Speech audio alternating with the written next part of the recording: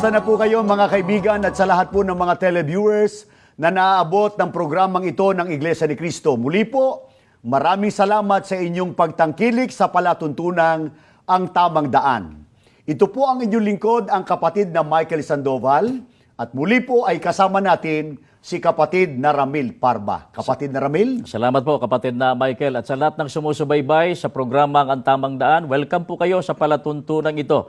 At sana po ay pakinabangan niyo yung pagkakataong ito upang malaman ang katotohanan para po sa ating mga kaligtasan. Sa pagkakataong ito ay muli po nating pag-aaralan ang mga pangangatwiran ng mga depensor katoliko tungkol sa sinasabi nilang hindi raw po sila sumasamba sa mga imahin o mga larawan. Mabuti pag-aralan natin yan kapatid na Michael kasi meron din po ako natanggap na mga tawag at lalo na doon sa probinsya ng aking pinagmulan kasi meron silang programa doon, mga Depensor Katoliko, 24 oras silang may programa at hindi lang basta dumidepensa, inaatake din nila yung ating mga argumento, ating inilalahad sa kanila. At isa nga po sa tinatalakay nila, kapatid na Michael, itong sinasabing batayan ng mga Depensor Katoliko sa kanilang ginagawang pagsamba sa mga ribulto o sa mga larawan. Kaya nga po, hindi natin maiiwasang iparinig sa pagkakataong ito, kapatid na Ramil, at mapanood nila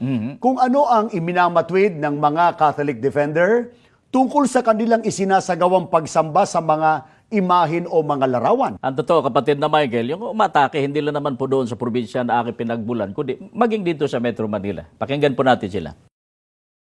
Ay, yan nga po, alam mo, ang unang tugon po natin yan, Brother Mars, napapatawa tayo sapagkat pinakikita po ng ating mga kaibayo at mga tumutuligsa sa ating pananampalataya na sila mismo hindi nagbabasa ng Biblia ng mainam dahil hindi nila alam yung mga tunay na gamit ng pagluhod at pagsamba sa banal na kasulatan. Sapagkat wala pong sinasabi sa Biblia, mga kapatid, na kapag ang isang bagay ay iyong niluhuran, ibig sabihin, sinasamba mo na siya. Sa mga katwid, napakaraming ibig sabihin ang pagluhod. Ay marami Father. po. Isa nga po dito, kung maaari po ibasahin natin sa banal na kasulatan, ay ito po 1 Kings chapter 8 verse 54. Ito'y napakagandang talata sapagkat niluhuran noon ni Haring Solomon na tapat na lingkod ng Diyos ng oras na yaon. No, hindi yung Diyos lang o yung langit, kung hindi isang bagay na niluluhuran din nating mga Katoliko. Pakibasa Sa unang hari, Ang narinig natin, kapatid na Ramil at mga mahal namin sumusubaybay, ay nag-uusap po diyan yung dalawang Catholic Defenders. Yung isa, tinatawag na Father Abe. Arganyosa. At saka po yung isa ay yung tinatawag nilang si Attorney Marwil. Pero ang tawag ni Father Abe doon kay Attorney Marwil ay Mars. Mars. O, bakit kaya Mars? Naalala ko tuloy yung talk show na Mars. Kapatid na Ramil. Sabi niya, Ate Mars. Anong sabi ni Father Abe? Sabi niya, sapagkat pinakikita po ng ating mga kaibayo at mga tumutuligsa sa ating pananampalataya na sila mismo hindi nagbabasa ng Biblia ng mainam. mabigat yung paratang, kapatid na Michael. Tayo raw hindi raw tayo nagbabasa ng Biblia. Samantalang, itong mga hawak natin dito, at alam naman po nila, binabasa natin Biblia, mga banal na kasulatan. Tsaka meron pang sinasabi siya. Dahil hindi nila alam yung mga tunay na gamit ng pagluhod at pagsamba sa banal na kasulatan. Sapagkat wala pong sinasabi sa Biblia, mga kapatid, na kapag ang isang bagay ay iyong niluhuran, ibig sabihin, sinasamba mo na siya. Pinalilitaw ngayon dito, itong isang pare na si Abe, na para bagang ang dating, tayo automatic, sinasabi daw natin, pagka nakaluhod, sinasamba na. Yun po ang dating doon sa kanyang argumento. Kaya nga, sa pagkakataong ito, sino ang ibinibigay na halimbawa naman ni Attorney Mars? Si Attorney Mars. Si ate. Para sabihin na sila raw ay hindi sumasamba sa mga imahin at larawan at anong talata ang kanilang pinagbabatayan? Ay mabuti, pakinggan po natin sila. Sa unang hari, Kapitulo 8, ang bersikulo ay 54, ganito po ang ating mababasa. At nangyari na pagkatapos ni Salomon na makapanalangin itong lahat na dalangin at pamanik sa Panginoon, siya ay tumindig mula sa harap ng dambana ng Panginoon sa pagkaluhod ng kanyang mga tuhod at ang kanyang mga kamay ay nakagawad sa dakong langit. Ayan. Asaan daw po lumuhod ang ating minamahal na si Haring Solomon? Ay sa dambana. Pakibasa po naman yung English nun, brother. Ano ba yung dambana na yan? And it was so that when Solomon had made an end of praying all this prayer and supplication unto the Lord, he arose from before the altar of the Lord, from kneeling on his knees with his hands spread up to heaven. Ayan. Tayo pong mga Katoliko, lumuluhod tayo pag nagdarasal tayo sa loob ng ating bahay sa harapan ng altar natin. At sa loob ng ating simbahan, sa harapan din ng ating altar. Ngayon po mga kapatid, yun po bang templo na pinagawa ni Haring Solomon? Ano ba yung laman niyan sa loob? Sa dakong kabanal-banalan, nandiyan ang Ark of the Covenant. Ang arka ng patutuo sa Panginoong O Diyos. kaya yung kaba ng tipan. Yung kaba ng tipan. Ang ginamit naman dyan ni Attorney Mars, kapatid na Ramil, yung unang hari, 8:54. Teka muna, tutol ba tayo doon sa ipababasang talata ni Attorney Mars? Ay, hindi tayo tutol, kapatid na Michael. Parang naiiba yung boses niyo. Medyo Pag nabanggit niyo si Teka Mars. muna, tumuloy na tayo. Ano bang nilalaman ng unang hari 8:54 nang basahin ito ni Attorney Mars? Ang sabi kasi nila, Ayan. Tayo pong mga Katoliko, lumuluhod tayo pag nagdarasal tayo sa loob ng ating bahay sa harapan ng altar natin. At sa loob ng ating simbahan, sa harapan din ng ating altar.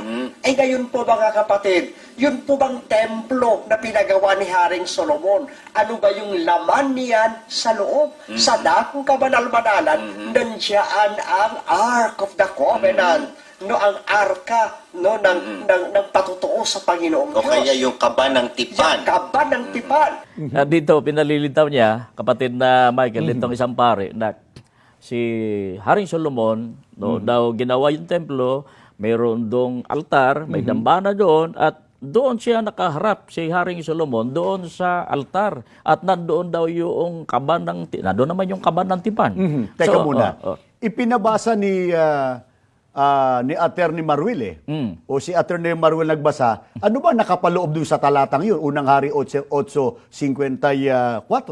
Yan na nga. Ang sabi nga rito, And it was so that when Solomon had made an end of praying all this prayer and supplication unto the Lord, he arose from before the altar of the Lord, from kneeling on his knees with his hands spread up to heaven. bueno, doon sa narinig naman natin, wala naman tayong tutol na talagang nandoon yung altar ng Panginoon at doon nakaharap si Solomon.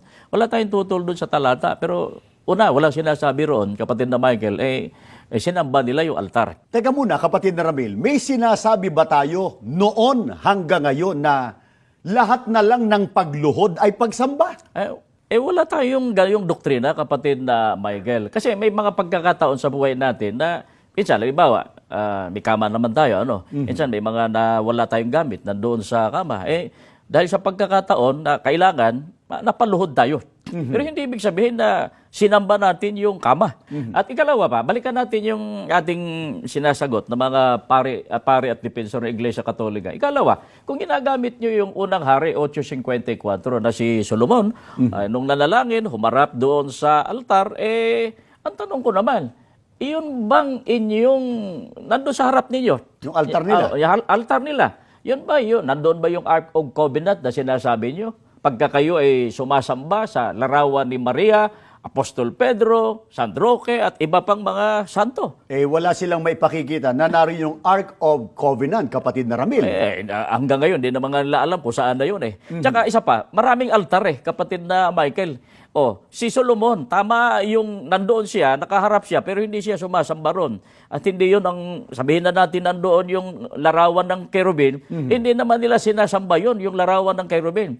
At ito namang ikumpara natin sa ginagawa ng simbahang Katoliko, hindi lang sila basta may aksyon na pagluhod, kundi may pag-amin din sila, kapatid na Michael, na talagang sinasamba at ipinag-uutos sa kanilang mga kaanib ang pagsamba sa mga ribulto at mga larawan. Teka muna, baka meron tayong mga kababayang Katoliko na sabihin ganito, mabigat na akusasyon natin yun, na meron silang pag-amin na sila'y sumasamba sa mga imahen o larawan at mismong tao na kinikilala nilang santo. Mabuti, basahin po natin, kapatid na Michael. Itong aklat na ito, binasa na rin po natin sa nakaraan, Catechism of Christian Doctrine, number 3. Number 3. Nihil obstat Artemio Casas, Imprimatur Rufino Santos, mga pahina 94 hanggang 95. What is a saint?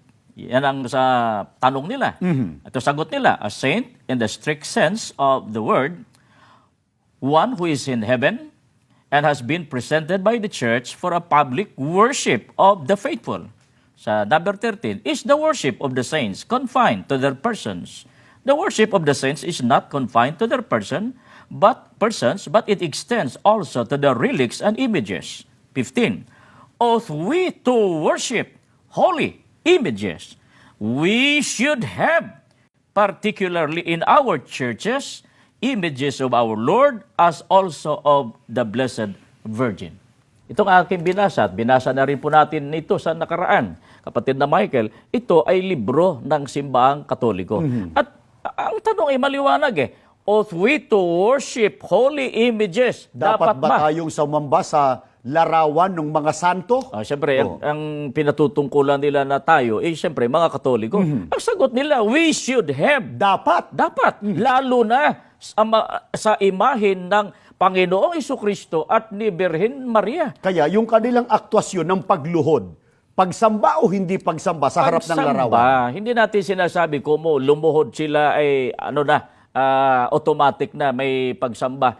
Kung yun lang ang batayan. Pero maliwanag kasi mga kaibigan, may pagluhod, may doktrina pa, may pag-amin. Itinuro mismo na dapat sumamba ang mga Katoliko sa mga ribulto, sa mga larawan, lalo na sa larawan ng Panginoong Jesucristo at ni Birhen Maria. So, hindi paratang yun, kapatid na Michael. Yung sinasabi nating ang mga Katoliko, wag sana magagalit at magdaramdam yung mga nakikinig sa atin, na talagang sa kanila ipinag-uutos ang pagsamba sa mga ribulto o sa mga larawan. At sa pamamagitan nga ng pagluhod. Teka, naalala ko lang, merong isang samahang pangrelihiyon sa pangunguna nitong si Mr. Eliseo Fernando Soriano na ngayon nagtatago dyan sa Brazil.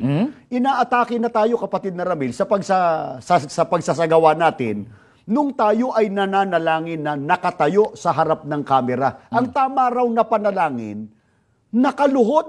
Ano reaksyon mo ron? Nakaluhod lang daw dapat. Ay maliho yun. Dahil sa kung Biblia, bago natin na ipapapano, makikita rin naman nila mamaya. No? Pero sa Biblia, sasagutin ko muna yung kanilang atake. Sa Biblia, may mga lingkod ang Panginoon Diyos na nung sila'y sumamba, sila po ay nakatayo at nanalangin. Pakinggan po natin, Nehemias 9:5 hanggang 6. Dito po sa magandang balita. Ang iba namang mga Libitay nananawagan sa mga tao upang sumamba. Ito'y sina Hesua, Kadmiel, Bani, Hasabnias, Serebias, Hodeas, Sibanias at Petaheyas. Sabi nila, tumayo tayo at magpuri kay Yahweh na ating Diyos. Purihin siya magpakailanman. Purihin ng lahat ang kanyang pangalan, bagaman walang papuring magiging sapat. Talatang 6. At ang lahat ay sama-samang nanalangin. Ikaw lamang, Yahweh, ang Panginoon. Ikaw ang lumikha ng kalangitan at mga bituin. Nilikha mo ang lupa, ang dagat at lahat ng naroroon. Binigyan mo sila ng buhay. Sinasamba ka ng lahat sa kalangitan. Itong aking binasa. Sa panahon ng bayang Israel, may pangyayari na sila po, nang sila'y nasa pagsamba, sila ay nakatayo na nanalangin sa Panginoon. Kaya hindi labag sa Biblia na pagka tayo nananalangin ay nakatayo. Teka muna, inaatake ng grupo ni Soriano, tayo raw, mali na nakatayo. Pag nananalangin, dapat daw nakaluhod pag nananalangin. Sila ba? Teka, sila ba? Lalo yung manggagawa ni Eliseo Soriano na si Danny Navales. Nung nanalangin doon sa, kung di nagkakamali, sa isang public place o kaya dyan sa Malacanang, paano nanalangin si Navales? Ay. Nakaluhod o nakatayo? Ito, mapapanood po nila. Bigyan mo siya ng karunungan at katiwasayan at tatag ng paninindigan upang sa panahon ng pagdating ng mga suliranin, Panginoon, alam naming makapangyarihan ka po sa lahat. Ikaw ang aming amang may likha ng langit at lupa. O, paano ngayon, kapatid na Ramil? Yung iniaatake nila sa atin, sila rin pala, ginagawa yun. Ang problema itong grupo ni Mr. Soriano, kung tawagin nga ng iba ACDC. ACDC. DC. Para bang bagay, hindi naman tayo na may personal. Medyo kauri din itong ating sinasagot ng mga depensor katoliko. No? Hindi ganun ang ating tinutukoy. Kundi ibig sabihin, umaatake sila, pero ginagawa din nila. Pagka tayo gagawa, masama. Pagka sila, Mabuti, tama yung ginagawa nila. Walang paninindigan. walang paninindigan. ACDC nga. Sa bagay, kung magsalita pa lang, mararamdaman. Oo. May paninindigan. Balik tayo sa ating issue. Halimbawa, si Mars. Oo. Si Ate Mars. Hindi, Attorney Mars. Attorney pala yun. Teka Oo. muna, balikan natin yung nasa talata ng Biblia. Ano ba ang mahigpit na kabawal-bawalan ng Panginoon Diyos ukol sa mga larawan na ito naman ang nilabag? Sana wag magdaramdam yung mga Katoliko. Nilabag po ng simbahang Katoliko. Ito ay ating babasahin, hindi ho para mang-atake sa kanila, kundi ito ay habag-awa natin, awa ng Diyos sa pamamagitan natin sa programang ito. Sana'y mabuksan ang pag-iisip ng ating mga kababayang sumasamba sa mga ribulto. Pakinggan po ninyo ang kabilang sa mga utos ng Diyos sa Ten Commandments. Exodo 23 hanggang 5, itong ating mababasa. Huwag kayong magkakaroon ng ibang Diyos maliban sa akin. Huwag kayong magkakaroon ng Diyos-Diyusan o kaya'y larawan o ribulto ng anumang nilalang na nasa himpapawid, nasa lupa o nasa tubig. Huwag kayong yuyukod o maglilingkod sa alinman sa mga Diyos-Diyusang yan, sapagkat akong si Yahweh ay mapanibughuin, parurusahan ko ang lahat ng aayaw sa akin, pati ang kanilang mga anak, hanggang sa ikaapat na saling lahi. Itong aking binasa, kabilang po sa mga tinatawag na 10 utos sa panahon ng bayang Israel.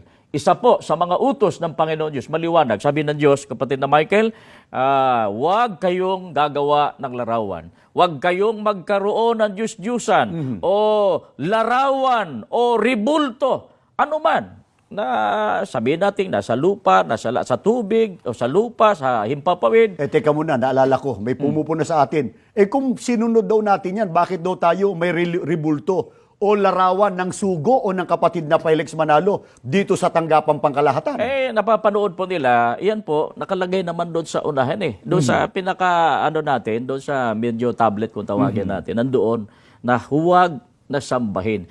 Kasi sa atin, yung paniniwala natin, hindi naman unabis masama yung ribulto at larawan. Totoo, hanggang ngayon gumagamit naman tayo. Yung picture kasi ngayon, mga bagong panahon. Ikaw, kapatid na Ramil, nasa wallet mo, di ba? Yung picture ng dati mong girlfriend. Na naging asawa ko. Si kapatid na Marlene. Masama ba magkaroon ka ng picture ng misis mo? Hindi naman masama, kapatid na Kaya Michael. yung pangangatwiro ng iba, baka ngayon lang nakasubaybay sila kapatid na Ramil, hindi naman mismong larawan ng aming sinasambi. Yun ay ipinatutungkol lang namin sa ating Panginoon Diyos. Naalala mo yung ating binigay na halimbawa para maintindihan? Halimbawa, yung bakla. O, di ba? Yung bakla, meron siyang boyfriend. Ito, halimbawa lang.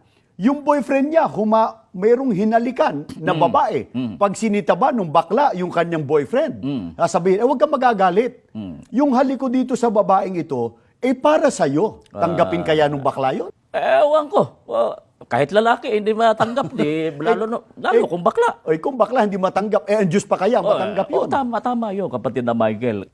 Kaya naman yung iba, kapatid na Ramil, ay naakit na magkaroon ng tinatawag na pamimintuho, pagsamba, sa mga imahin o larawan dahil sa baka raw mapinsala yung kanilang kalusugan dahil sa yung daw mga imahin at mga larawan na yun ng mga santo at santa na kinikilala nila, malaki raw ang nagawa nung sila raw ay may sakit, sila raw ay gumaling. Reaksyon natin doon. Ang sinasabi po ng Biblia dapat natin paniwalaan. Pakinggan po natin sa Jeremias 10:2 hanggang 5 at babasahin ko na rin po ang talatang 8. Pinakamabuti, kapatid na Ramil, bago natin basahin yung Biblia, ipakilala natin sino ang nagsalin yan sa Tagalog para hindi naman masaktan yung mga kababayan nating Opo, Katoliko. ito po ay salin po ng Iglesia Katolika. Actually, meron pong lagda dito, Jaime Cardinal Sin. Ito po ay Mayo 28, 1980. Sa makatwid, salin ito ng Simbahang Katoliko.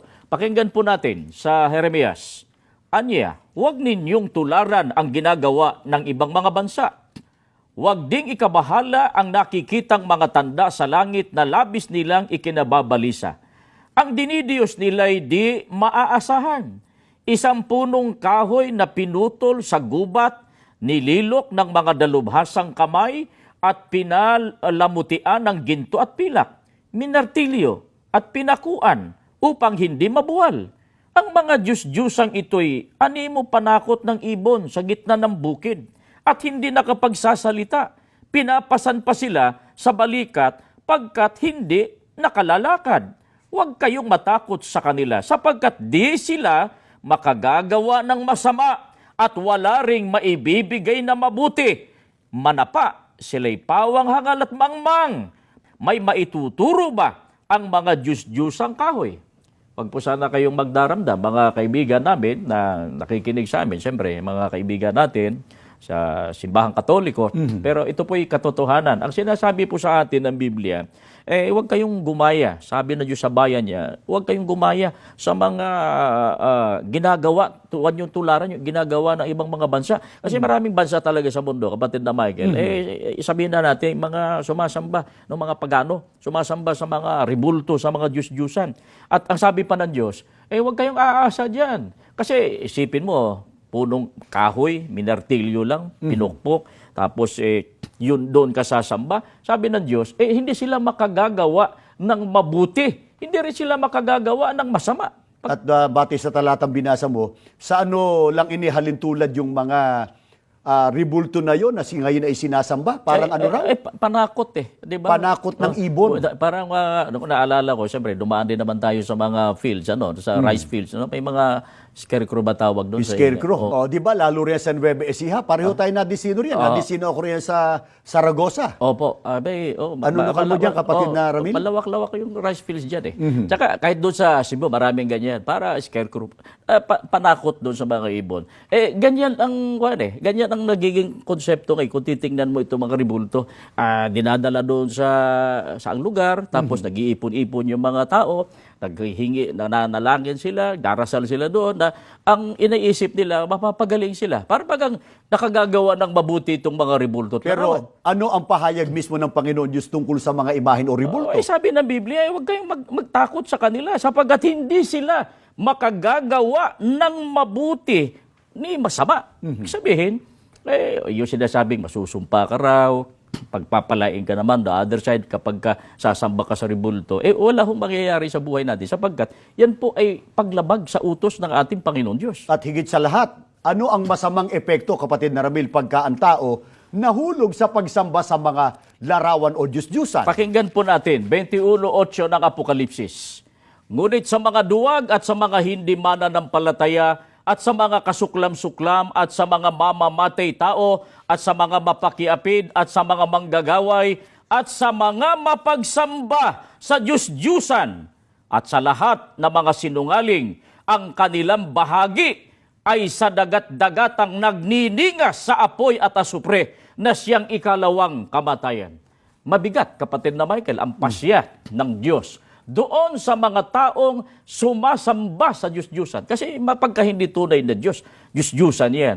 Sinasamba, pinaglilingkuran, hindi naman ipinag-utos na Diyos ng Diyos na sambahin, pero sinasamba mo. Ang sabi ng Biblia, Diyos-Diyusan yan. Ang sabi ng banal na kasulatan, ibubulid sila sa dagat-dagatang apoy at asupre. Kaya anong reaksyon natin doon sa unang video na ipinarinig natin na pahayag mismo ni Father Abe ng Simbahang Katoliko. Sapagkat ang sabi niya kanina, Ay yan nga po, alam mo, ang unang tugon po natin yan, Brother Mars, napapatawa tayo eh. Sapagkat pinakikita po ng ating mga kaibayo at mga tumutuligsa sa ating pananampalataya na sila mismo hindi nagbabasa ng Biblia ng mainam, hindi nagbabasa ng Biblia ng mainam. Napapansin ko, kapatid na Michael, baliktad eh. Tayo pa ngayon ang pinararatangang hindi nagbabasa ng Biblia. Samantalang yung ating binabasa, mga talata ng Biblia, hindi ba nila nababasa yan? Apokalipsis 21:8, yung Jeremias na ating binasa na hindi makagagawa ng mabuti at hindi makagagawa ng masama. Nabasa, hindi nga lang Biblia, pati nga libro nila, nabasa natin eh. pero ang problema, hindi naman nila naunawaan. Kaya kung meron tayong mga sumusubaybay na mga kababayan nating Katoliko, hindi po namin kayo kaaway, mga kaibigan at mga kababayan po namin. Ang totoo, may mensahe po ang Panginoon Diyos sa pamamagitan ng talata sa Biblia sa mga taong nahulog sa maling uri ng paraan ng pagsamba. Anong sinasabi ng Panginoon Diyos sa pamamagitan ni Apostol Pablo? Pakinggan po natin ang pahayag dito po sa Gawa 17:29 hanggang 31. Ito ang ating mababasa. Yamang tayo nga'y lahi ng Diyos ay hindi marapat nating isipin na ang pagka-Diyos ay katulad ng ginto o ng pilak o ng bato na inukit ng kabihasnan at katalinuhan ng tao. Ang mga panahon ng kahangalan ay pilalipas na nga ng Diyos. Datapwat ngayon ipinag-uutos niya sa mga tao na mangagsisi silang lahat sa lahat ng dako sapagkat siya'y nagtakda ng isang araw na kaniyang ipaghuhukom sa sanglibutan ayon sa katwiran sa pamamagitan ng lalaking kaniyang itinalaga na ito'y pinatunayan niya sa lahat ng mga tao nang siya'y buhayin niyang mag-uli sa mga patay. Sana po sa lahat ng mga inabot ng programang ito, dalangin po namin na pinakinabangan ninyo minsan pa ang aming ginawang pagtalakay para tayong lahat ay magsama-sama, hindi lamang sa tamang paraan ng paglilingkod sa Panginoon Diyos, kundi higit sa lahat, makarating tayong magkakasama sa kaligtasan sa bayang banal na ipinangako ng Panginoon Diyos sa mga mapapalad na mga taong wasto ang paraan ng pagsamba at paglilingkod po sa Kanya.